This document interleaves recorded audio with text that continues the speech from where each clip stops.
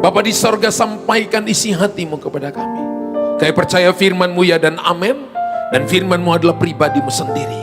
Kami terima firman-Mu dalam nama Yesus, haleluya. Amin. Sekali lagi boleh tepuk tangan yang meriah bagi Tuhan Yesus. Dan terima kasih buat teman-teman pemusik, worship leader, singers. Dan kemuliaan bagi Tuhan. Puji Tuhan Bapak Ibu.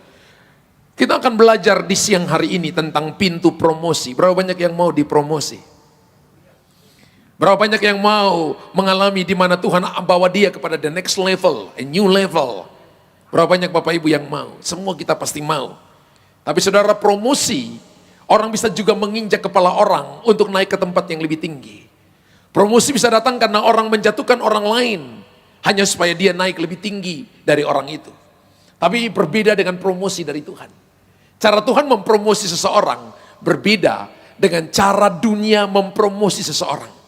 Apa yang Anda alami dalam promosi hari ini, kalau kita nggak hidup mengikuti tuntunan Tuhan, belum tentu itu datang dari Tuhan. Amin. Sebab promosi daripada Tuhan pasti akan memuliakan Tuhan yang pertama. Promosi dari Tuhan, orang akan melihat bahwa kita punya yang namanya hati, yang namanya mengasihi Tuhan lebih lagi. Tapi yang dari dunia akan membuat kita jadi sombong, membuat kita merasa itulah kekuatanku, itulah kemampuanku. Cara Tuhan berbeda dengan cara dunia. Pertanyaan sekali lagi, Anda mau pintu promosi cara dunia atau cara Tuhan? Yang cara dunia, lambaikan tangan tinggi. Mari foto dengan saya di depan. Yang mau dari cara Tuhan, lambaikan tangan tinggi dan berikan tepuk tangan bagi Tuhan yang hebat. Haleluya. Kita baca 1 Samuel pasal 17. Ayat 12 sampai ayat yang ke-20. 1 Samuel pasal 17, ayat 12 sampai ayat yang ke-20. 1 Samuel 17, ayat 12. Tolong tunjukkan ayat 12-nya. Daud anak seorang dari Efrata, dari Bethlehem Yehuda, yang bernama Isai. Isai mempunyai 8 anak laki-laki. Pada zaman Saul ia telah tua dan lanjut usianya. Ketika anak Isai yang besar-besar telah pergi berperang mengikuti Saul, nama ketika anaknya yang pergi berperang ialah Eliab, anak sulung. Anak yang kedua Abinadab, dan anak yang ketiga adalah Syama. Daudlah yang bungsu, Daud nomor 8. Jadi ketiga anak yang besar-besar itu pergi mengikuti Saul, tapi Daud selalu pulang daripada Saul untuk mengembalakan domba ayahnya di Bethlehem. Orang Filistin itu maju, mendekat pada pagi hari dan pada petang hari. Demikianlah ia tampil ke depan 40 hari lamanya. Isai berkata kepada Daud anaknya, ambillah untuk kakak-kakakmu berti gandum ini seefa. Seefa itu 10 kilo. Dan roti yang 10 ini, bawalah cepat-cepat ke perkemahan kepada kakak-kakakmu. Dan baiklah sampaikan keju yang 10 ini kepada kepala pasukan 1000. Tengoklah apakah kakak-kakakmu selamat, dan bawalah pulang suatu tanda dari mereka. Ayat 19, Saul dan mereka itu dan semua orang Israel ada di lembah Tarbantin, tengah berperang melawan orang Filistin. Filistin itu artinya cemburu. Ya. Lalu Daud bangun pagi-pagi, ditinggalkan nyala kambing dombanya pada seorang penjaga, lalu mengangkat muatan dan pergi, seperti yang diperintahkan Isai kepadanya. Sampailah ia ke perkemahan ketika tentara keluar untuk mengatur barisannya dan mengangkat sorak perang. Kalau kita baca 1 Samuel 17 ayat 12 sampai ayat yang ke-20, maka kita lihat bahwa ada jalur Tuhan mempromosi seseorang. Dan seperti yang awal tadi saya katakan dalam intermezzo, bahwa cara Tuhan berbeda dengan cara yang dipakai oleh manusia. Cara Tuhan selalu memulai dari rumah. Katakan, cara Tuhan selalu memulai dari rumah. Alkitab berkata bahwa dalam 1 Samuel pasal 17 ayat 12 sampai ayat 20, Alkitab menggambarkan bahwa ada satu keluarga sederhana, namanya keluarga Isai, dan punya 8 anak. Dan Isai sudah sangat tua. Dan dikatakan 3 kakaknya Daud paling bungsu nomor 8. 3 kakaknya yaitu Abinadab, kemudian dikatakan lagi siapa? Aminadab, kemudian dikatakan lagi siapa? Aminadab, kemudian Eliab, Aminadab dan Syama. Eliab yang paling besar, Aminadab dan Syama. Kemudian Daud nomor 8. Dan ketiga kakak-kakaknya Daud ini pergi berperang. Dan ketika mereka sudah pergi berperang, dikatakan selama 40 hari, mereka berhadapan dengan orang Filistin di lembah Tarbantin. Namanya sekarang itu lembah Ela. Lembah Ela, double L-A, Ela. Ya, itu di lembah Tarbantin. Dan dikatakan bahwa Goliat keluar untuk menantang mereka. Tinggi Goliat itu 3 meter 15 inci. Tinggi atau semampai. Semampai itu semeter tak sampai. Ya. Kalau Goliat masuk di sini pasti notok ini ya. Bisa notok, kepalanya notok langsung di plafon. Dan Alkitab berkata bahwa Isai sudah sangat tua. Dan tugas Daud adalah mengembalakan domba ayahnya. Dan firman Allah berkata begini, menceritakan bahwa Isai berkata kepada Daud, bawalah keju yang 10 ini. Dikatakan ambil keju, ambil roti, dan ambil gandum seeva, yaitu 10 kilo. Bawa dan kasih kepada kepala pasukan 1000. Dan lihatlah juga kasih kepada kakak-kakakmu. Dan lihatlah keadaan mereka. Saudara, kalau mereka 8 bersaudara, maka di rumah ada kakak nomor 4. Ada kakak nomor 5. Ada kakak nomor 6. Ada kakak nomor 7. Daud yang paling kecil. Tapi dia yang justru disuruh oleh papanya. Saya beritahukan kepada saudara, rumah itu adalah tempat di mana kita dididik oleh orang tua. Secara rumah jasmani maupun rumah rohani. Di tempat ini GBI Christ Kingdom Family. Tempat ini juga saudara dan saya mengalami yang namanya kita mulai dilatih, kita mulai diajar, kita mulai dipimpin. Sama ketika kita besar di rumah. Makanya tadi, ukuran kedewasaan tidak ditentukan oleh berapa banyak umur. Ketika kita datang ke hadapan Tuhan. Tuhan mau pakai seseorang tidak pernah tanya, lo umur berapa? Oh gua udah umur 60, gua gak mau pakai. Kenapa? Sudah umur yang namanya masuk umur sudah tua. Enggak. Datang ke Tuhan itu, Tuhan lihat hati. Kekristenan itu adalah ilmu hati. Amin. Jadi bukan masalah umur, tapi masalah panggilan daripada Tuhan. Dan Alkitab berkata begini, tanpa Daud sadar, bahwa Tuhan sedang mempromosi dia dan Daud tidak tahu itu. Bahwa Tuhan sedang mempromosi dia. Alkitab katakan begini, ada didikan di rumah. Ingat bahwa ketika Isai berkata kepada Daud, bawa keju 10 kilo, bawa gandum 10 kilo maksud saya, keju 10 dan roti 10, kasih ke kepala pasukan 1000, dan kasih juga kepada kakak-kakakmu. Daud gak komplain. Nanti kalau Bapak Ibu baca sampai ayat 40, tidak ada satu komplain dari Daud. Daud berkata, bukankah Papa perintahkan saya untuk menjaga kawanan domba ini? Saya masih punya tanggung jawab. Di rumah masih ada kakak nomor 4, kakak nomor 5 lagi main, kakak nomor 6 lagi main, kakak nomor 7 lagi main games misalnya. Mereka bisa pergi menggantikan saya karena saya paling bungsu. Pergi ke medan peperangan berbahaya, Papa. Daud saja bisa punya alasan. Daud punya alasan untuk menolak perintah papanya. Tapi saya baca tidak ada satupun yang eksplisit maupun yang implisit bahwa Daud menolak perintah papanya. Ingat bahwa promosi dimulai dari rumah. Kenapa dimulai dari rumah? Karena rumah adalah coveringnya dia. Ketika tidak ada covering, maka hujan turun. Anda kena hujan dan Anda mudah sakit. Ketika tidak ada covering, Anda mudah masuk angin. Ketika tidak ada covering, Anda mudah disakiti oleh teriknya matahari. Tapi ketika ada covering, maka saudara dan saya mudah untuk tempat berteduh. Tempat di mana saudara dan saya bisa duduk dengan tenang. Bisa saudara dan saya bisa tidur dengan nyaman. Tempat di mana saudara dan saya bisa menikmati semua hasil jerih lelahmu ketika ada covering di sana. Pelayanan tanpa covering itu berbahaya bagi saudara.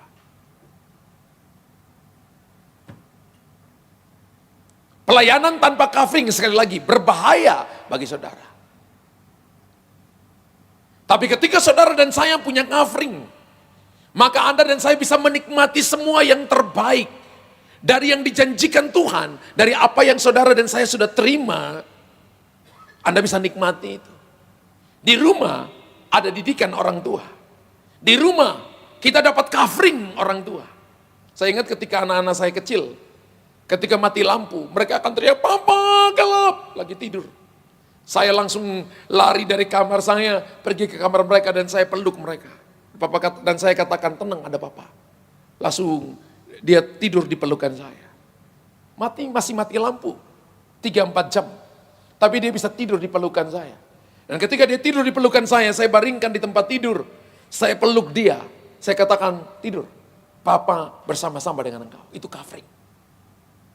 Di rumah ada proteksi, di rumah ada perlindungan, di rumah ada covering. Di rumah juga ada dasar pijakan. Di rumah juga saudara dan saya menemukan karunia-Nya tuh di rumah. Makanya bapak yang baik, ibu yang baik itu akan menunjukkan karunia anak-anaknya.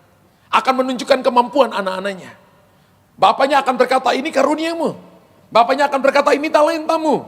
Ini bagian yang harus kamu lakukan. Ini bagian yang tidak perlu kamu lakukan. Yang tidak perlu kamu buat."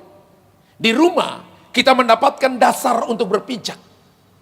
Saya percaya kalau Anda perhatikan Alkitab, ketika Tuhan pilih raja, Tuhan gak pernah berjalan di pinggir jalan, lalu Tuhan pilih di bawah-bawah kolom jembatan. No, yang tidak punya rumah.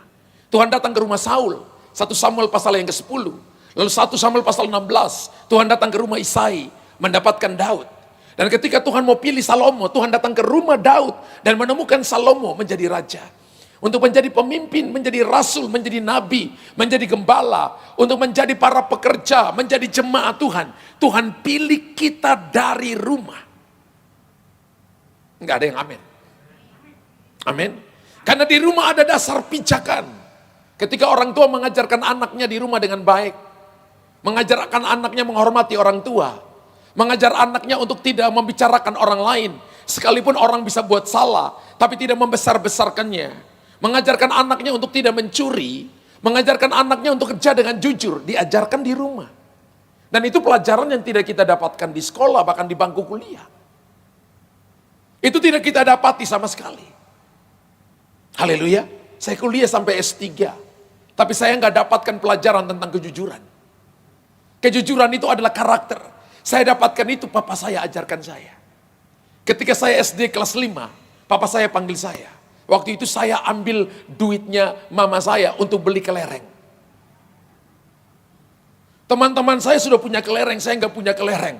Saya mulai lihat mama saya taruh duitnya di mana, ternyata dalam lemari tempat pakaian, terus di dalam bawah sekali itu ada laci, mesti diangkat sedikit baru diambil. Saya ambil uang 2.000. Masa saya itu tahun-tahun 70 sekian itu 2.000 itu uang banyak, 1.000 itu uang banyak, saudara. Saya ambil 1 lembar. Ternyata papa saya sudah hitung duitnya. Kami 7 bersaudara, 2 meninggal, dipanggil semua dari yang paling besar. Siapa yang ambil uang mama? Saya tunduk ini. Semua lihat papa mama tunduk. Papa saya ini pasti Luther ini. Luther, angkat wajahmu. Nangis. Kenapa kamu nangis? Gemetar tangannya. Kenapa tanganmu gemetar? Lu semuanya kaki gemetar. Saya ambil uang. Wah, diambil batang gejawas. You know gejawas? Di belakang rumah saya itu ada gejawas, pohon gejawas, ada pohon langsas, pohon manggis, pohon durian. Diambil batang gejawasnya, dipukulin 5 kali. Pantatnya itu terbelah. Nangis guling-guling. Setelah nangis dipanggil lagi sini, digosok minyak tawon, saudara. Teriak tobat waktu itu. Setelah malamnya papa saya panggil saya. Laki-laki yang sejati itu adalah kalau dia jujur. Kamu satu waktu boleh pintar, kamu satu waktu boleh punya kedudukan, kamu satu waktu boleh terkenal, tapi kalau kamu tidak jujur, kamu bukan laki-laki sejati. Laki-laki sejati itu harus punya jati diri, dia harus jujur. Enggak ada laki-laki di sini? Cuma amennya Pak Richard saja. Haleluya. Itu adalah dasar pijakan. Dan dari dasar itu, sampai hari ini, apa jujur itu mulut dengan hati sama. Apa yang Anda nggak bisa bikin, Anda katakan saya nggak bisa. Anda bisa, Anda katakan bisa. Ada banyak orang yang nggak bisa tapi berkata, I will, saya bisa. Tapi akhirnya mempermalukan dirinya sendiri. Rumah itu juga adalah tempat kita menemukan karunia. Amin. Dan dasar promosi, Tuhan bawa Daud dari rumah yang sederhana. Dari apa yang tidak dipikirkan oleh orang lain. Dari didikan-didikan sederhana. Ingat orang tua kita punya tanggung jawab.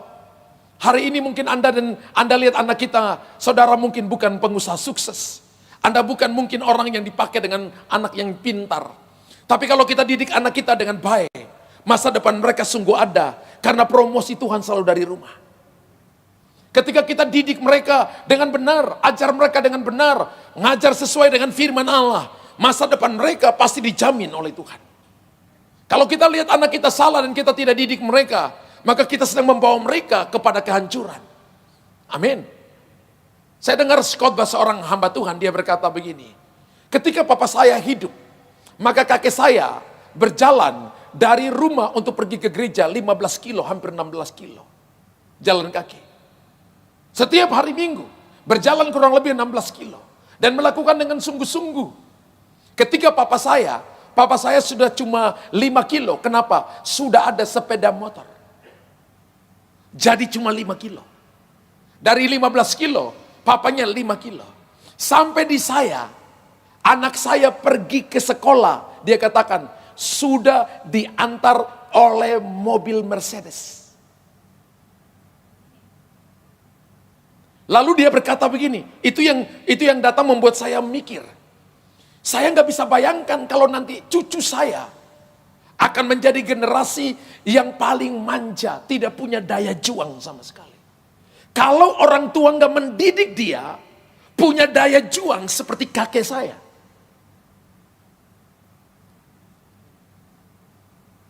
Makanya ketika seseorang sukses dan kita hidup di dalam sebuah kesuksesan, jangan berikan kesuksesan itu semuanya ke anak kita. Tapi saudara mesti latih dia untuk dia punya daya juang, untuk dia berjuang.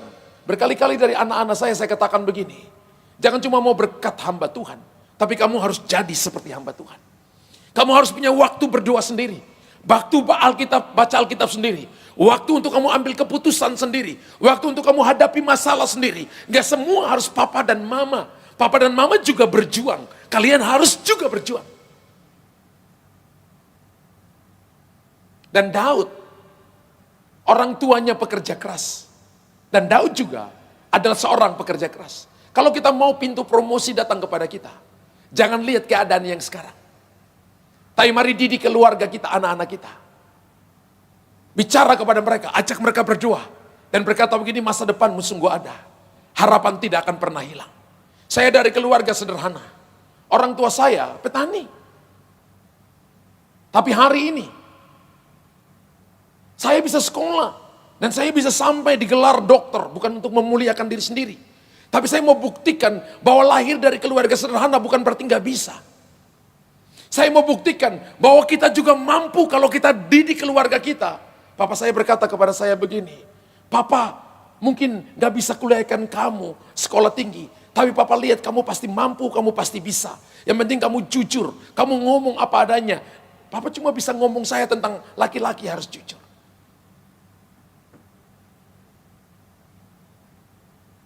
Haleluya. Kalau kita bisa lahir dari keluarga yang serba bisa. Kalau kita bisa lahir dari keluarga yang mapan, yang bisa sekolahkan anak-anak kita dengan baik. Ajar mereka karakter Kristus. Karena karakter itu diajarkan di rumah orang-orang Kristen. Justru di tempat ini, rumah rohani di sini, saudara juga diajarkan untuk punya karakter Kristus. Kita tidak datang hanya cuma lihat, jadi pengamat dan lihat kelemahan orang lain. Kita tidak datang hanya cuma untuk mengamati khotbah Bapak Gembala seperti apa. Apa yang saya nggak sukai, terus akhirnya saya blow up, itu jadi sesuatu yang nanti dibicarakan, diulang-ulang, padahal kita tidak melakukan itu firman yang sampai kepada kita. Bayangkan kalau papa kita nasihati kita, terus kita cerita, papa nggak benar, papa nggak tahu, papa nggak begini. Padahal yang papa ngomong itu tujuannya supaya kita jadi lebih baik. Dulu waktu saya dengar nasihat papa saya pikir papa saya ini cerewet. Tapi ketika umur bertambah, tetap jadi anak, saya tahu apa yang dinasehatinya itu bukan untuk papa saya, tapi untuk diri saya. Haleluya. Sekarang ini saya dengan anak saya, Chris, hampir tiap hari saya masih omongin dia terus. Ya. Omongin terus. Ya. Anak-anaknya kalau diomongin, awal ini biasanya dengar saudara. Tapi kalau dia nggak dengar mukanya bisa berubah juga. Tapi bukan berarti saya berhenti ngomong, diomongin terus. Selama masih bisa dengar, diomongin terus. Anak-anak udah mulai gede, tugas kita adalah memberikan masukan. Katakan ini potensimu, ini bagianmu. Dan Daud lakukan itu. Umur Daud berapa? Kurang lebih 17 tahun, 18 tahun. Kakak Kris sudah 25 tahun ini. Ya, Pak Simon 27 tahun. Beberapa tahun yang lalu. Ya. Dan kalau kita perhatikan, ingat baik-baik Bapak Ibu, ingat baik-baik. Promosi dimulai dari rumah. Rumah nature-nya kita, bahkan rumah rohaninya kita.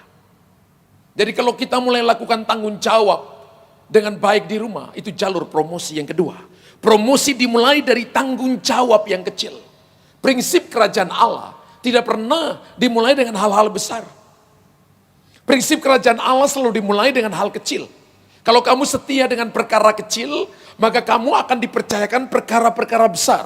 Kalau kamu bertanggung jawab dalam perkara kecil, maka kamu akan dipercayakan tanggung jawab dalam perkara besar.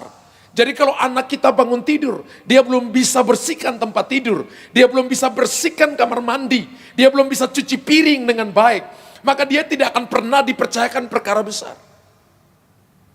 Sama di rumah rohani. Kalau kita punya jadwal asyir, jadwal multimedia, jadwal kameramen, jadwal singers, jadwal worshiper, jadwal pemusik, misalnya kita tidak lakukan dengan baik, maka kita hanya cuma bisa itu doang. Kita tidak akan dipercayakan lebih oleh Tuhan. Jadi ketika saudara melihat bahwa 5 tahun, 6 tahun, 10 tahun, Anda kok flat, biasa saja. Maka koreksi, apakah saya bertanggung jawab dengan apa yang Tuhan percayakan kepada kita. Karena kerinduan hati Bapa adalah mempercayakan kepada kita perkara-perkara besar. Kalau kita perhatikan pertumbuhan rohani, dari bahasa Yunani, maka yang pertama itu nepios. Nepios itu 0 sampai 5 tahun, balita. Umur 3 tahun, maka orang-orang Yahudi, orang-orang Israel, jangan Yahudi, Yahudi itu Yehuda. Orang-orang Israel, mereka punya didikan mengumpulkan, kalau mereka tinggal dalam beberapa satu kompleks seperti itu, 5, 6, 7 keluarga sampai maksimal 10, 12 keluarga. Lalu mereka rembuk kalau ada anak kecil, mengangkat satu kepala sekolah dan satu rabi. Tugas rabi ini adalah mengajarkan kitab imamat kepada anak ini. Umur 3 tahun, anak itu udah bisa baca. Dan ketika dia umur 5 tahun yang dia kuasai adalah dia sudah hafal kitab imamat titik koma. Kitab imamat itu adalah kitab ibadah mereka. Nepios. Umur 6 sampai umur 12 tahun, itu namanya teknon. Teknon itu anak-anak sekarang umur 13 tahun, 12 tahun, udah badannya gede. Lebih besar dari bapaknya. Ya. Umur 13 tahun sampai 19 tahun namanya paidion. Anak-anak SMA. Lihat anak-anak SMA sekarang, gede-gede. Ya. Kemudian umur 20 tahun sampai umur 40 tahun namanya huyos. Huyos itu adalah setelah dididik. Jadi ketika dia umur 13 tahun, dia umur 6 tahun, sampai umur 12 tahun. Maka anak ini dimasukin di dalam rumah yang namanya rumah baca. Homebook namanya. Dia baca semua buku. Anak-anak Israel sudah dididik sejak dari dalam kandungan. Ketika umur 4 bulan ketahuannya laki, perempuan, papa mamanya ngomong, anak ini mau jadi apa? Oh jadi jenderal. Oke, jadi jenderal berarti mereka mulai, atau misalnya dia mau jadi ahli matematika, atau profesor matematika, dikasih soal matematika dari yang paling mudah sampai yang paling sulit dia pecahkan. Dia harus minta saudaranya, dia harus minta kakaknya, dia harus minta omnya, tantenya untuk bantu dia pecahkan ayat itu. Jadi 9 bulan selama dia mengandung, dia harus belajar matematika yang sulit, rumus-rumus yang sulit, rumus-rumus fisika yang sulit, rumus-rumus kimia yang sulit, dia harus pecahkan itu. Dan ketika dia umur 6 sampai umur 6 sampai umur 12 tahun, dia disuruh baca semua buku. Umur 13, yang namanya Paidion, sampai umur 19 tahun, dia mulai buat penelitian. Bapak Ibu, penemu Nobel di dunia. Bapak Ibu nanti bisa lihat di Instagram atau Google. Penemu Nobel di dunia, orang Ibrani mengambil 30% sampai 40% penemuannya. Jadi mereka ambil porsi hampir 50% yang menemukan. Karena sudah dari umur Paidion, dari youth mereka sudah temukan itu. Umur 20 sampai umur 40 tahun namanya Huyos. Huyos itu putra yang sudah dewasa. Di mana Bapak bisa serahkan semuanya, tanggung jawab kepada anak itu untuk memutuskan. Ketika bapaknya masih hidup, sudah bisa menghandle. Yesus dibaptis itu umur 30 tahun. Betul? Benar? Umur 30 tahun. Tapi Yosua mendapatkan mandat dari Musa umur 40 tahun. Umur 40 tahun. Jadi 20 sampai 40 adalah prioritasnya Huyos. Di atas itu namanya pater. Kemudian bahasa Inggris dapat kata father. Bapa, pembapaan generasi. Dan Tuhan mau dimulai juga dari rumah. Dan rumah ini adalah rumah rohani saudara dan saya. Di mana kita tumbuh, dikasih makan, diberikan makan. Ada kalanya makanannya keras, karena beberapanya sudah dewasa.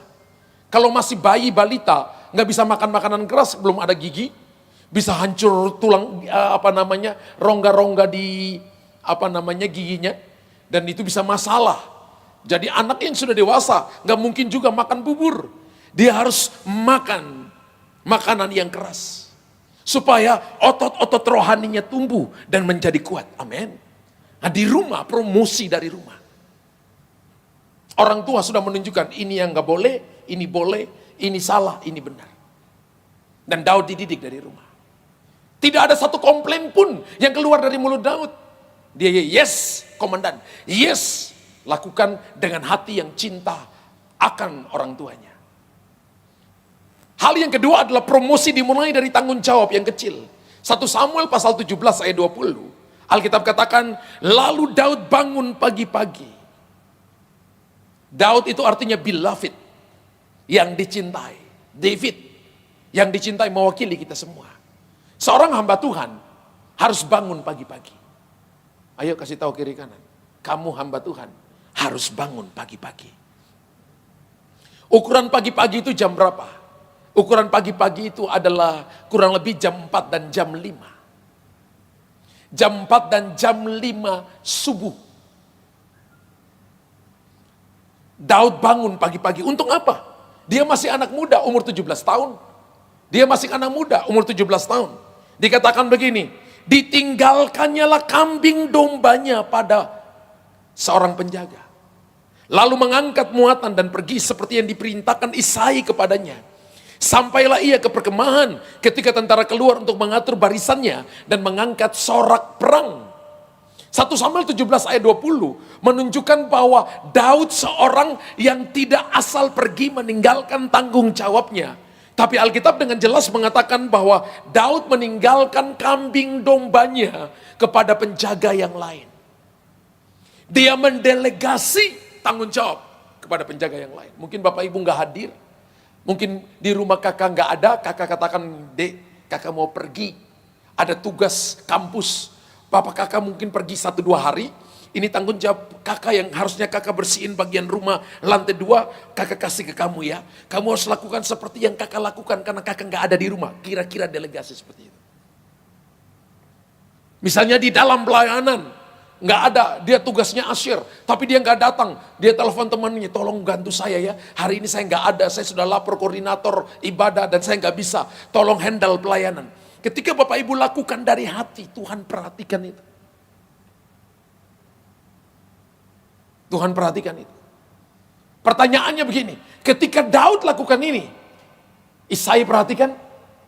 Ketika Daud lakukan ini, apakah Eliab memperhatikan? Apakah Syama atau Abinadab memperhatikan? Tidak. Dia lakukan karena sebuah tanggung jawab dari hati. Karena ingin melakukan perintah papanya. Ingat bahwa tanggung jawab itu dimulai dari dalam. Tanggung jawab itu tidak dimulai dari sini. Tanggung jawab dimulai dari hati. Tanggung jawab tidak diukur. Karena saya sudah tua baru saya punya tanggung jawab. Tanggung jawab diukur mulai dari anak-anak umurnya 17 tahun.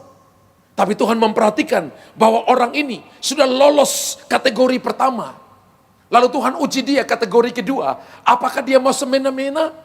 Karena dia pikir mumpung aku ditugaskan pergi untuk melihat pertempuran. Karena masih muda, ada jiwa muda untuk dia bisa pergi dan bisa saja bersenang-senang. Karena anak muda, pergi tinggalkan pekerjaannya, pergi tinggalkan tanggung jawabnya, pergi tinggalkan pelayanannya. Ini mumpung gue senang-senang, gue masih muda, jadi gue pergi saja.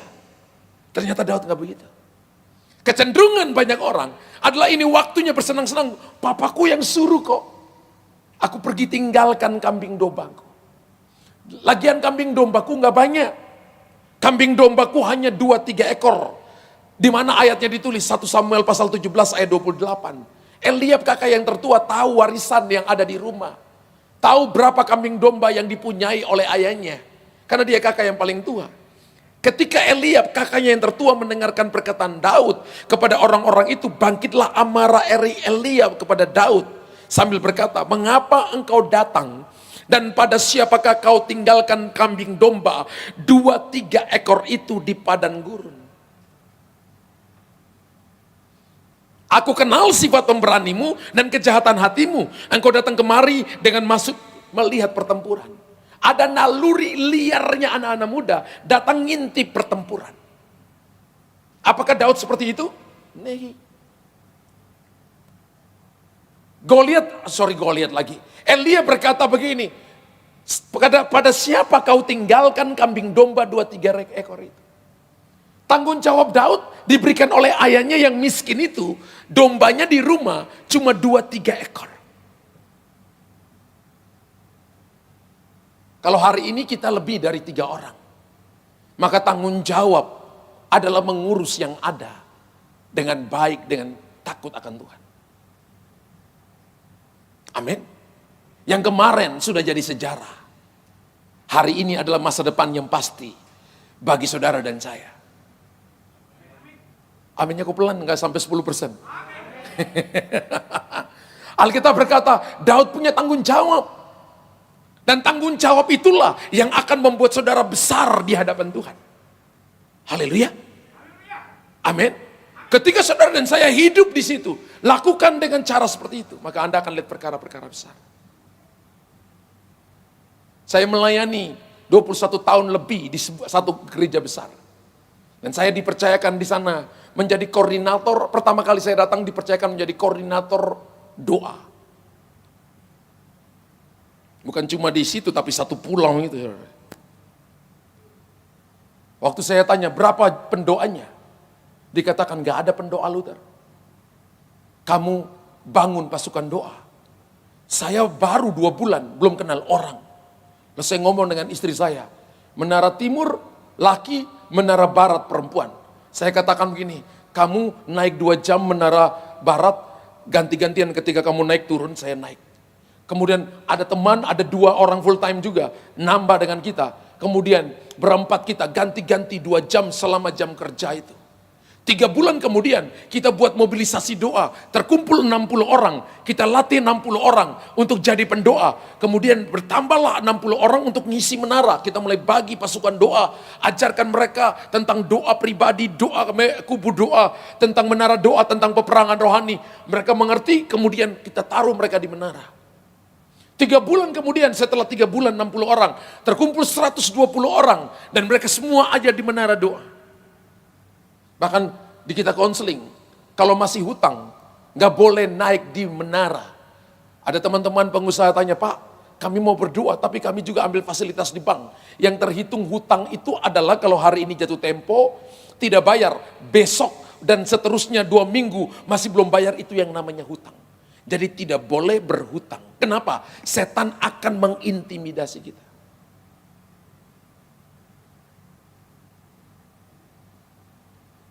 Jadi ketika Anda ambil fasilitas di bank, bukan hutang namanya, itu fasilitas yang bank berikan. Akan disebut hutang ketika hari ini jatuh tempo, nggak dibayar, besok tuh hutang.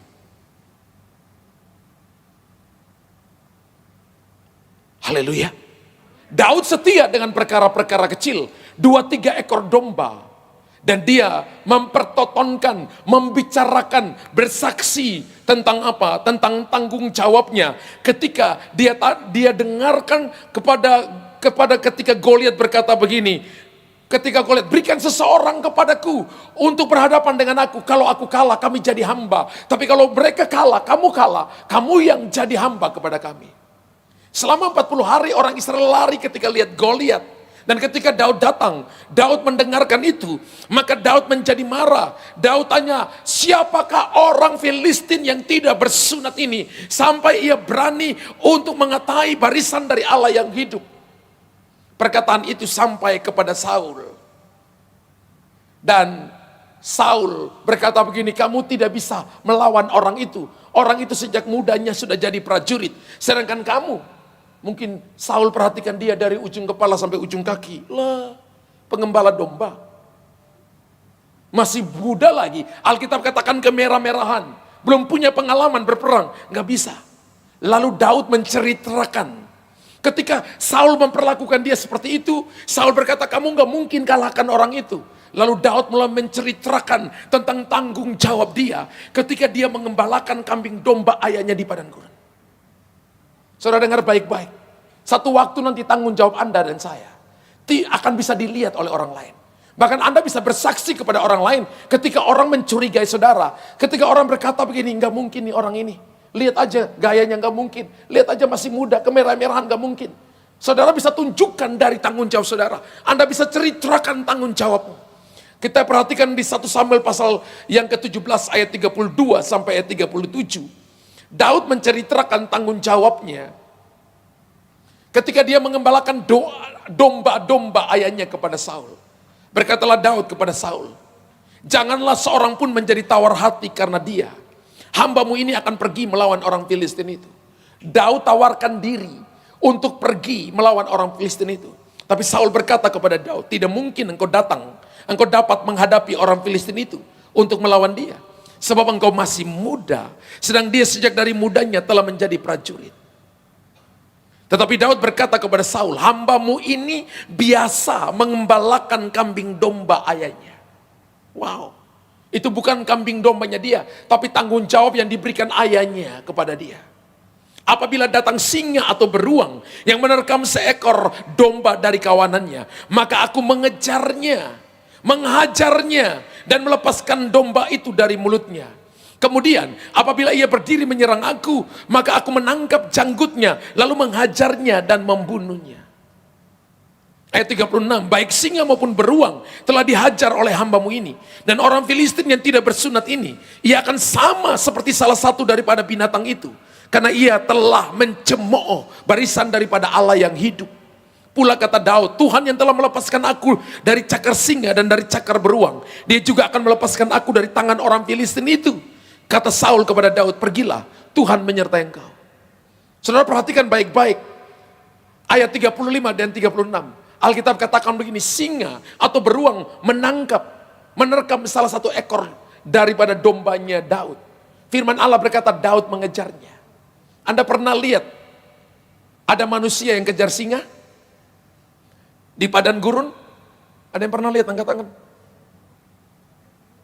Yang terjadi adalah singa atau beruang mengejar manusia. Saya ini hampir tiap hari nonton National Geographic. Hampir tiap hari. Kenapa? Karakter-karakter binatangnya itu tetap konsisten. Enggak hari ini dia katakan dia konsisten, besok terus dia melo, dia lagi katakan ini, gua lagi baper. Enggak ada singa model begitu. Itu singa jadi-jadian. Dia lapar, dia terkam. Dia lapar, dia cari. Dia lapar, dia ngatur strategi bagaimana supaya di dalam kelompok binatang ini dia bisa memisahkan salah satunya dan biasa menangkap seekor untuk mengenyangkan perutnya. Dan Daud berkata begini, ketika singa yang lapar ini datang menerkam salah satu ekor, maka aku mengejarnya. Wow. Saudara perhatikan tanggung jawabnya. Dia nggak biarin, ya habisin saja supaya gue pergi main kelereng. Kan masih muda. Habisin saja supaya gue masih punya waktu main petak umpet. Enggak. Dikejarnya. Dan ketika singa itu balik dan singa itu mau menerkam dia, dipeganglah janggutnya. Anda keluar ke mall di bawah, kalau ada orang yang berjanggut, coba Anda pegang. Lalu Anda katakan, gue mau cabut 3 urat janggutmu. Saya percaya Anda di uppercut jab, kemudian Anda KO. Karena itu orang yang Anda gak kenal, ini singa. Tapi bagi orang yang bertanggung jawab, dia sanggup untuk menghandlenya. Bahkan Alkitab katakan, ketika dia balik untuk melawan, maka aku membunuhnya. Jadi Daud menceritakan tanggung jawabnya tuntas. Makanya ukuran kedewasaan tidak ditentukan umur. Ukuran kedewasaan ditentukan oleh bagaimana kita terima tanggung jawab dan menyelesaikannya sampai tuntas. Amin. Itu kedewasaan bagi saya. Itu kedewasaan. Itu definisi dewasanya di situ. Dewasa bukan ukuran umur. Mungkin manusia katakan dia umur lebih banyak dari kamu. Ya, benar. Tapi di hadapan Tuhan, dewasanya tidak ditentukan oleh umur. Dewasanya ditentukan bagaimana Anda terima tanggung jawab. Lalu Anda menyelesaikannya sampai tuntas. Daud menyelesaikan sampai tuntas. Dia menyelamatkan domba yang papanya percayakan kepada dia. Dan dia membunuh singa, dia membunuh beruang. Dan dia berkata kepada Saul begini, orang itu yang namanya Goliat akan menjadi salah satu daripada binatang yang aku bunuh. Karena dia telah mencemoohkan Allah barisan Israel yang hidup. Tanggung jawab akan membuat Anda mampu menghadapi masalah.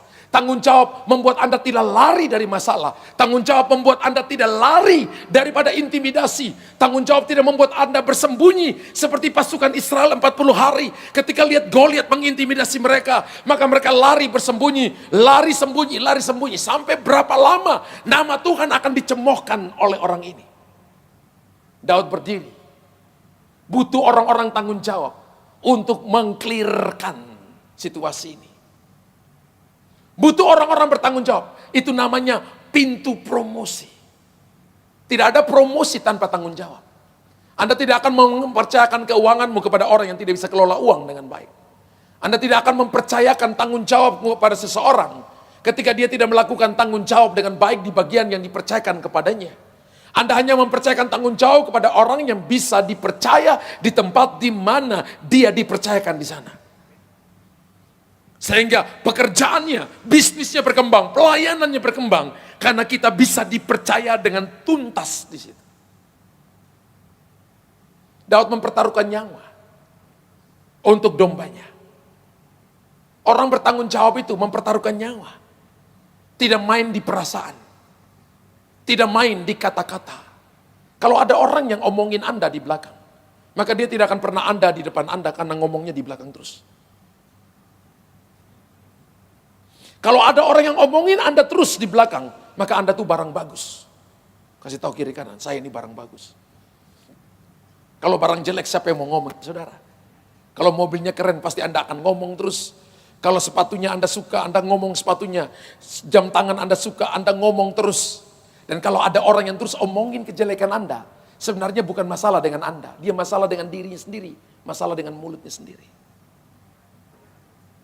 Kasih tahu kiri kanan. Amin. Belajar untuk tidak menjelekan orang lain. Kalau Anda lihat kejelekan, semua orang ada jeleknya.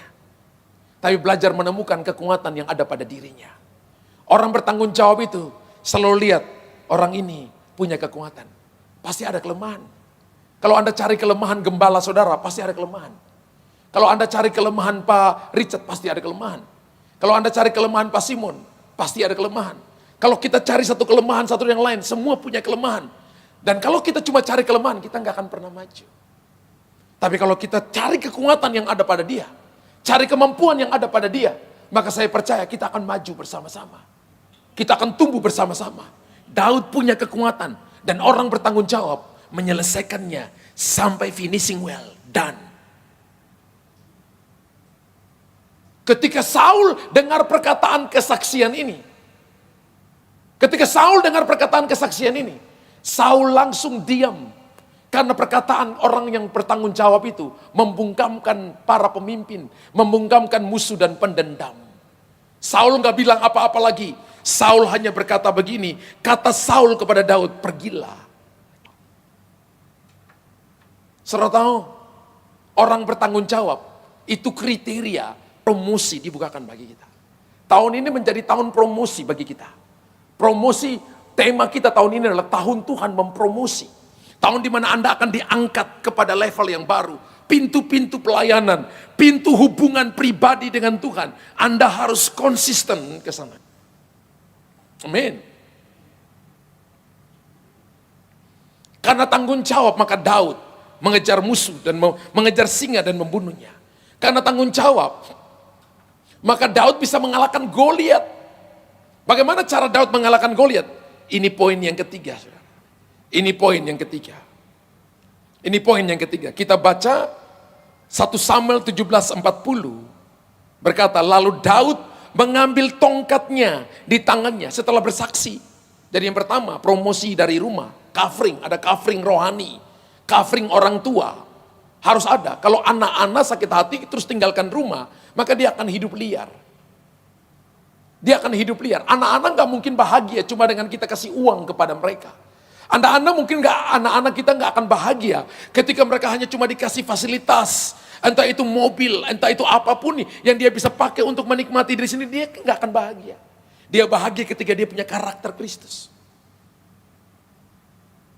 Yang ketiga, yang kedua adalah promosi dimulai ketika kita bertanggung jawab dari perkara kecil.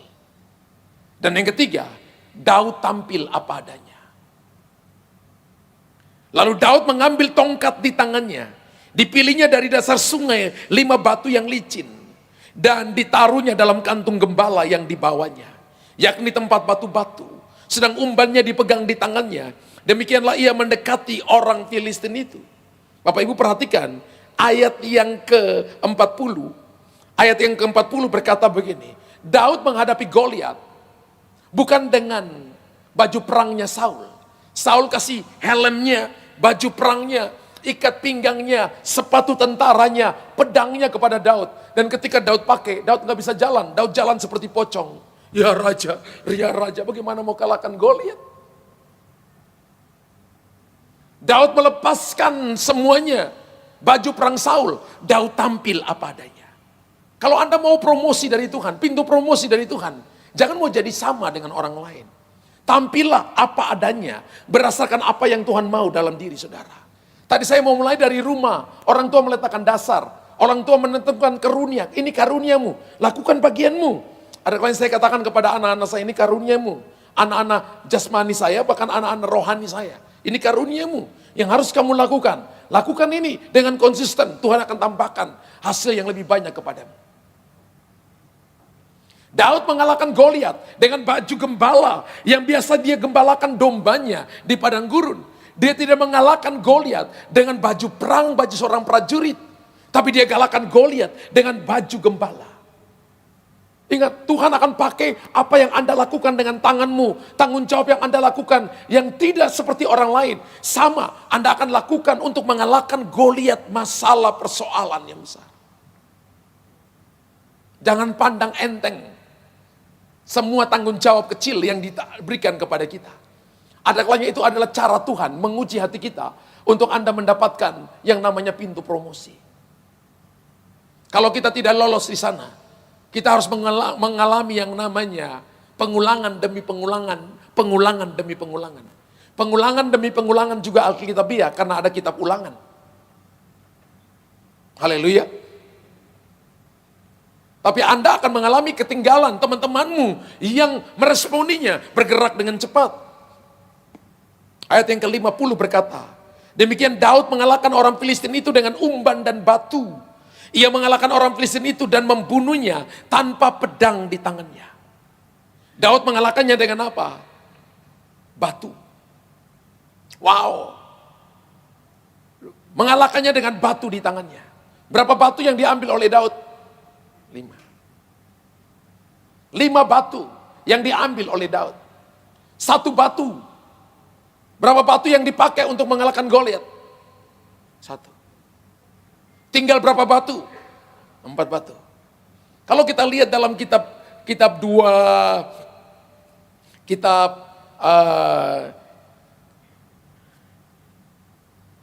Samuel Dikatakan begini, Daud dan orang-orangnya mengalahkan sisa-sisa Goliat.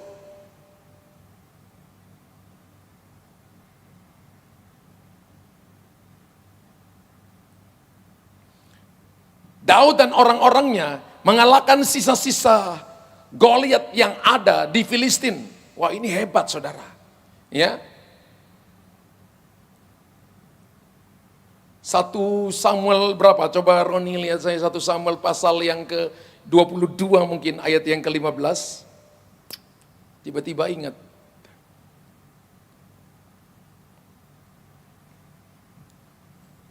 Alkitab berkata bahwa Daud ambil 5 batu. Batu itu batu pengharapan, batu tidak takut, batu keberanian, batu iman, dan batu kemenangan. Haleluya. Ketika saudara memiliki ini, maka Tuhan akan menolong saudara, akan memberikan kepada saudara kekuatan. Sebentar, saya lihat ayatnya ini. Haleluya. Tampil apa adanya.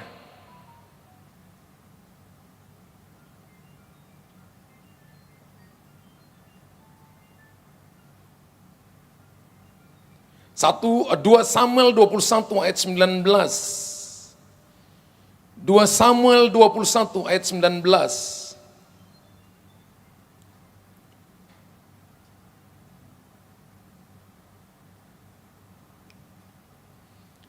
Mulai ayat 15 sampai ayat yang ke-22. Ketika terjadi lagi peperangan antara orang Filistin dan orang Israel, maka berangkatlah Daud bersama-sama dengan orang-orangnya lalu berperang melawan orang Filistin. Sampai Daud menjadi letih lesu. Daud sudah tua, saudara. Yisbi, Benob yang termasuk keturunan raksasa, berat tombaknya 300 shikal tembaga dan ia menyandang pedang yang baru, menyangka dapat menewaskan Daud. Tapi Abisai anak Seruya datang menolong Daud, lalu merobohkan dan membunuh orang Filistin itu. Pada waktu itu orang-orang Daud memohon dengan sangat kepadanya, kata mereka, jangan lagi engkau maju berperang bersama-sama dengan kami, supaya keturunan Israel jangan punah bersama-sama engkau. Ayat yang ke-18, sesudah itu terjadi lagi pertempuran melawan orang Filistin di Gob. Pada waktu itu Sibkai orang Husa memukul Kalasaf, yang termasuk keturunan raksasa. Dan terjadi lagi pertempuran melawan orang Filistin di Gob. Elhanan bin Yaere Oregim, orang Bethlehem itu menewaskan Goliat, orang Gad itu yang gagang tombaknya seperti pesat tukang tenun. Lalu terjadi lagi pertempuran di Gad, dan di sana ada seorang yang tinggi perawakannya, yang tangan dan kakinya masing-masing berjari 6, 24 seluruhnya. Juga orang ini termasuk keturunan raksasa. Ia mengolok-olok orang Israel, maka Yonatan anak Simea, kakak Daud menewaskannya. Baca ayat 22, baca ayat 22 sama-sama. Lompat ayat 22, 3, 2, 1. Keempat orang ini termasuk keturunan raksasa di Gad. Mereka tewas oleh tangan Daud dan oleh tangan orang-orangnya. Berapa batu yang Daud ambil? 5. 1 batu pertama Daud pakai untuk galakkan apa? Goliat. Masih 4 batu lagi dikalahkan oleh Daud dan orang-orangnya. Ketika Daud di sini, Daud sudah tua. Itu waktunya harus muncul Daud-Daud muda. Saya beritahukan kepada saudara, Daud-Daud muda yang Anda latih akan muncul dan mereka akan kalahkan raksasa juga. Kalau kita nggak pernah latih dalam rumah, maka anak-anak kita yang berikutnya, generasi yang akan datang, tidak akan pernah mengalahkan raksasa. Mereka nggak akan jadi pahlawan-pahlawan hebat, pahlawan-pahlawan yang super. Bapak Ibu dengar baik-baik, selama masih ada nafas di kandung badan, pakai itu untuk melatih generasimu. Gereja ini adalah tempat untuk kita melatih. Visi misi gereja ini, salah satunya educating the next generation. Mendidik generasi baru. Untuk kita equip the saint. Dan melatih orang-orang kudus untuk dipakai untuk memuliakan nama Tuhan. Pertama, lihat rumah saudara menjadi tempat pelatihan bagi anak-anak kita. Rumah jasmani, tapi juga rumah rohani di tempat ini. Yang kedua, belajar bertanggung jawab dengan apa yang ada di tanganmu. Jangan merasa bahwa tidak ada orang lihat, ingat Tuhan lihat. Jangan merasa ini kecil, lalu kita anggap enteng apa yang dipercayakan kepada kita. Mata Tuhan memperhatikannya. Kalau bos kita memperhatikannya dan berikan kita reward, atau memecat kita karena tidak melakukan dengan tanggung jawab, apalagi Tuhan yang memperhatikannya. Dan yang ketiga, tampil apa adanya. Jangan pakai helm orang lain. Jangan pakai baju perang orang lain. Jangan pakai kasut orang lain atau pedang orang lain. Tampil apa adanya. Maka Tuhan akan melakukan dengan cara yang luar biasa. Dan namanya dipermuliakan. Tepuk tangan yang meriah bagi Tuhan. Bapa di sorga, terima kasih pagi hari ini. Hamba berdoa, firman-Mu sudah hamba sampaikan. Dan pagi hari ini umat-Mu membuka hati mereka. Tuhan, mereka yang belum menerima Engkau, membuka hati mereka menerima Engkau. Mari ikut doa bersama-sama dengan saya. Kalau itu saudara, angkat tanganmu. Yang belum pernah menerima Yesus, mengakui Yesus sebagai Tuhan dan Raja. Mungkin Anda lahir Kristen. Mungkin KTP-mu Kristen. Tapi Anda belum pernah sekalipun dituntun oleh seorang hamba Tuhan untuk berdoa menerima Yesus sebagai Tuhan dan Juru Selamat. Mari ikut doa saya. Katakan dengan saya, Tuhan Yesus, hari ini saya membuka hati saya untuk menerima Engkau sebagai Tuhan dan Raja dalam hidupku. Masuk dalam hatiku. Jadilah Tuhan dalam hidupku. Berkuasa dalam hidupku. Dan aku tahu hari ini, namaku tercatat dalam kitab kehidupan di sorga. Aku tolak dan aku patahkan segala kutuk yang turun di atasku. Aku patahkan segala intimidasi setan. Dan hari ini aku datang mengaku dosaku. Dan darah-Mu telah menyucikan aku. Dalam nama Yesus Tuhan, saya sudah berdoa dan mengucap syukur. Haleluya. Kalau saudara hari ini sudah dibaptis Roh Kudus, tapi Anda Anda sudah terima Yesus sebagai Tuhan dan Juru Selamat, maksud saya. Anda sudah terima Yesus sebagai Tuhan dan Juru Selamat dalam hidupmu, tapi Anda belum dibaptis Roh Kudus. Anda belum berkata-kata dengan bahasa roh. Anda boleh angkat tangan. Boleh angkat tangan, boleh raise hand. Saya akan berdoa bagi saudara supaya Anda dibaptis Roh Kudus. Angkat tangan saudara, taruh tangan kiri di dada, dan angkat tangan kanan saudara. Saudara yang sudah dibaptis Roh Kudus berkata-kata dengan bahasa roh. Kuralabas santuri di pisangkaralabas satakaruyas. Repas antoropas sangkanaka marabas satakapa. Tuhan, hamba berdoa kepada mereka yang mengangkat tangan, yang rindu dibaptis Roh Kudus. Hari ini hamba berdoa, Tuhan curahkan Roh Kudus kepada mereka. Penuhi mereka dengan Roh Kudus. Dan terima itu, terima itu, terima itu. Marabas satakaralabas satakala. Jangan diam, buka mulut saudara, katakan Yesus Tuhan, Yesus Tuhan, Yesus Tuhan. Ucapkan di lidah, saudara, ucapkan di lidah dan jangan diam. Katakan Yesus Tuhan dengan cepat. Katakan haleluya, haleluya, dan ikut getaran. Ikut getaran di lidah saudara dan terima itu. Dalam nama Yesus, saralabas, syatakaralabas, syatakaralabas. Repas, syatakaralabas, syatakaralabas, syatakaralabas. Repas, syatakaralabas, syatakaralabas, sikibidiki. Nanalabas, syatakaralabas. Penuhi mereka dengan Roh Kudus. Penuhi mereka dengan Roh Kudus pagi hari ini Tuhan. Dalam nama Yesus. Dalam nama Yesus. Dalam nama Yesus. Bapak